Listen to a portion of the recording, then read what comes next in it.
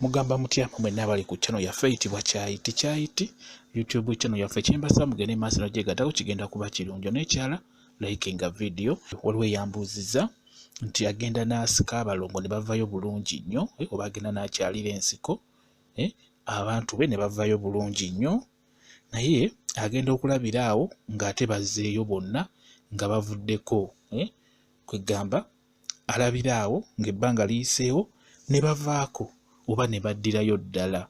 Waliwo akyebuuza ekintu ekyo nti lwaki abalongo bange bwe mbasika ne bavayo bulungi nnyo ate wayitawo ebbanga bamala ne baddayo. Kituufu kibeera bwe kityo, abalongo abo baddayo kasita obasika ne bavayo bulungi oteekeddwa okusigala ng'obakwatako.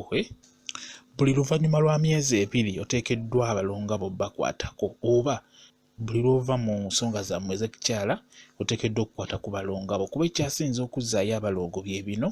Ekisooka, buli w'omala okuzaala abalongo abo ogenda okumaliriza okuzaala abalongo abo baddirayo ddala, baddayo oba bakendeera. Buli w'ogenda mu nsonga zammwe ez'ekikyala abalongo bakendeera oba baddirayo ddala. Kati olwawo nga tobakwatako buli w'ogenda mu nsonga nga bagenda bakendeera kitokesa ne baggwirako ddala n'obanga tasikangako. Baddirayo ddala bulungi nnyo. Buli w'obeera nga obalina nga bawanvu nga bawanvuwa awo n'ofuna ka olive oil kaba kajja kukolera bulungi nnyo nga kwebali jasi ngo oyongerako bwongezi kajja kuba kakuyamba okubeera ng'oyongerako buli kaseera kuba abalongo bateekeddwa okukendeera. Ekyo ky'olina okkimanya bwe yabuuziza ekibuuzo kino nti lwaki abalongo bakendeera. Nkugambye osobola okkibaza n'omanya nti oluvannyuma lwa myezi 2 nziramu n'ensika, oba n'okugamba nti buli lwenva mu nsonga bwe nti nziramu n'enkola ki nembasikako nembongerako. Kijja kuba kirungi nnyo. Eyo service gy'olina okwekolako, olina okubeera ng'oyongerako noza eddagala mulimanyi erikola ensonga eyo kambabulireyo nga ebikolo 3. Ekisooka ekijja okuyamba okusika abalongo abo kubongerako ng'oyagala kwongerako oba okusika nga tolina, osobola okufuna namirembe muddo gwa mikisa mulungi nnyo ogusikisa ogukozesa namirembe akola bulungi nnyo. Osobola okufuna amalagala ga lumonde nago gakolera ddala bulungi nnyo ku nsonga eyo y'okusika. Osobola okufuna omuzigo omuganda nago gukola naddala kati gwabeera ayagala okwongerako obwongezi ng'obadde olina ng'oyagala kubakuuma nga tebaddayo kubakuumira awo makkati.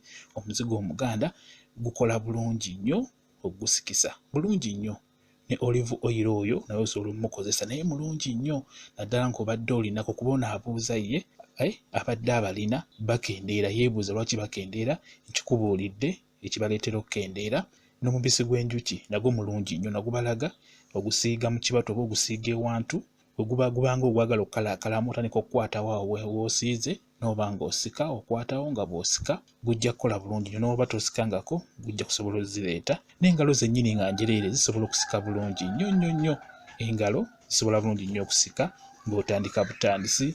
Tulina ekitengotenge, ekyo nakyo kisikira ddala bulungi nnyo. Ekitengotengo naddala mu abaana abato abatandika kijja bakolera bwe kityo bwe kiri. Ebintu ebyo bingi gye birina biteekayo wansi, eddagala erisika gye liri n'enkozesa yaalyo byonna gye biri wansi. Lwakuba nti ono abadde alina kyabuuza njagadde mbaweereko ne ku ddagala eryo. Bwe kityo bwe kiri. Mbaagala nnyo mmwe mwenna abali ku channel yaffe eyitibwa Kyayiti YouTube channel yaffe. Kyembasaba mugende mu maaso nagyegattako kijja kuba kirungi nnyo. Mubeere bulungi, mweraba.